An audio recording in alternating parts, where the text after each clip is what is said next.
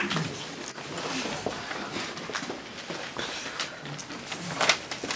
I'm Amelia Earhart, and I'm here to tell you about my interesting life. I was born July 23rd, 1897, in a small town in Kansas in my grandmother's house and not in a hospital. I grew up with my father Edward, my mother Amy, and my little sister Muriel. When I was 7 years old, I went to see the World's Fair in St. Louis, Missouri.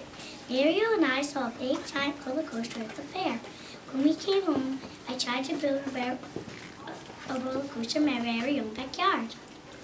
I knew it right then and right there. I love speed. It felt like I was flying through the air. In the summer before 8th grade, I went to another fair, the Iowa State Fair. Here I saw my first airplane, but this time I did not go home and try to build one. I went to college in Pennsylvania during World War I. I liked school and was even elected for vice president of the class. When I visited Muriel, where she went to college in Canada, I saw wounded soldiers coming back from the war. I wanted to help. Within a week, I decided not to go back to school, but to instead stay in Canada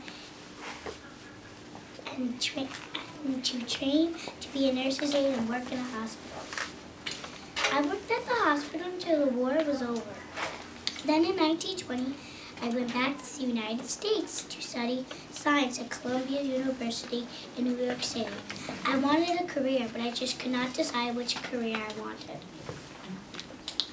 On Christmas Day in 1920, my life changed forever. I saw my very first air show. Pilots were racing and doing amazing tricks. I was fascinated. I knew my career goal. I wanted to be a pilot.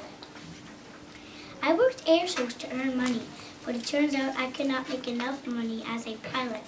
So in 1924, I sold an airplane I had bought and used the money to buy a new car, a fancy yellow convertible.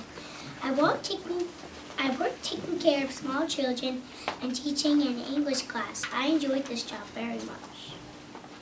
On June 16, 1928, I was asked to fly in an airplane called the Friendship across the Atlantic Ocean with 2 male pilots. I was a passenger. If the flight was a success, I would be the first woman ever to fly across the Atlantic Ocean. It was a success. I was an instant hero. People thought I was very brave. After the flight, I returned to the United States, and people had parades for me. People paid me to make speeches. In 1929, I bought a used plane and entered the Women's Air Derby. I was so excited to enter. The course was very rough and dangerous. In the end, only 11 of the 19 women even finished the race. I came in third. I did not win, but I sure learned a lot. On May 20th, 1932, I set off to fly the Atlantic Ocean again. This time, I was the pilot and I flew alone. It was a struggle, but I did it. When I came back to the United States, there was a parade for me down Broadway in New York City. I even met President Herbert Hoover, who presented me with a medal. On January 11th, 1935, I broke another record. I flew alone from Hawaii to California. I wanted to keep on breaking records. It was getting harder and harder to set new records. I knew I had to fly farther and longer.